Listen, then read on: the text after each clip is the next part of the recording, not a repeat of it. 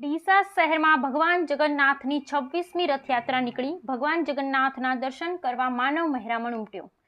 સુભાષચંદ્ર બોઝ સેવા સમિતિ દ્વારા કરાયું ભગવાન જગન્નાથની રથયાત્રાનું સુંદર આયોજન।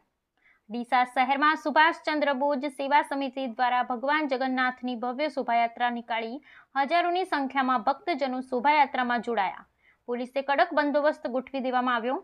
આજરોજ અષાઢી બીજના દિવસે સુભાષચંદ્ર બોઝ સેવા સમિતિ દ્વારા ભગવાન જગન્નાથની 26મી શોભાયાત્રા નીકળી હતી, જેમાં ભગવાન જગન્નાથ સહિત ભાઈ બલરામ અને બહેન સુભદ્રા સાથે ભાવિ ભક્તોને દર્શન આપવા માટે ડીસા શહેરના રાજમાર્ગો પર નગર ચર્ચાએ નીકળ્યા હતા।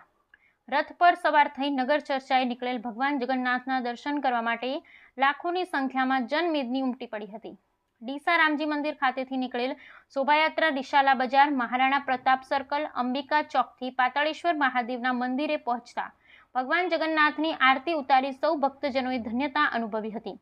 ત્યારબાદ પાતાળેશ્વર મહાદેવના મંદિરથી ભગવાન જગન્નાથ રથ પર સવાર થઈ ચંદ્રલોક રોડ પરથી બગીચા સર્કલ પાસે પહોંચી હતા, જ્યાં માનવ મહેરામણ ઉમટ્યો હતો।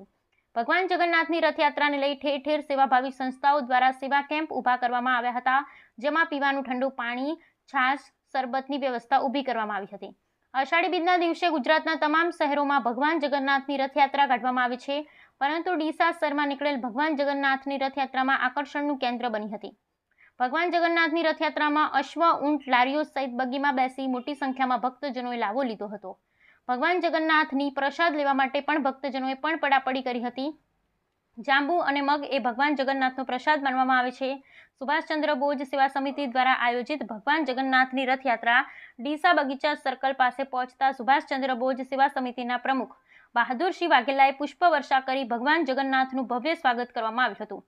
જ્યારે આજે યોજાયેલ ભગવાન જગન્નાથની શોભાયાત્રામાં હિન્દુ સંગઠનોના હોદ્દેદારો, સેવાભાવી સંસ્થાના હોદ્દેદારો સહિત સંસદ જ્ઞાનીબેન ઠાકોર, ડીસાના ધારાસભ્ય પ્રવીણભાઈ માળી દ્વારા પૂર્વ ધારાસભ્ય શશિકાંતભાઈ પંડ્યા, એપીએમસીના ચેરમેન ગોવાભાઈ દેસાઈ સાથે ડીસા શહેરના રાજકીય પક્ષના આગેવાનો અને હોદ્દેદારો ખાસ ઉપસ્થિત રહ્યા હતા।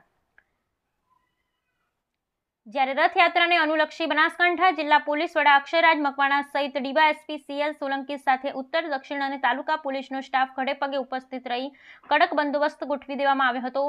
આજે યોજાયેલ ભગવાન જગન્નાથની શોભાયાત્રાનું સુંદર આયોજન કરવા બદલ સુભાષચંદ્ર બોઝ સેવા સમિતિના તમામ હોદ્દેદારો અને કાર્યકરોની પ્રશંસનીય સેવા જોવા મળી હતી। ભગવાન જગન્નાથની ભવ્ય શોભાયાત્રાને લઈને ડીસા નગરપાલિકા સહિત સેવાભાવી સંસ્થાઓ અને પોલીસ વિભાગ, આરોગ્ય વિભાગ, ફાયર ફાઇટર વિભાગ સહિત વહીવટી તંત્ર દ્વારા સુંદર આયોજન સાથે વ્યવસ્થા ઊભી કરવામાં આવી હતી અને શાંતિપૂર્ણ માહોલમાં ભગવાન જગન્નાથની રથયાત્રા સંપન્ન થતા વહીવટી તંત્રએ રાહતનો શ્વાસ લીધો હતો।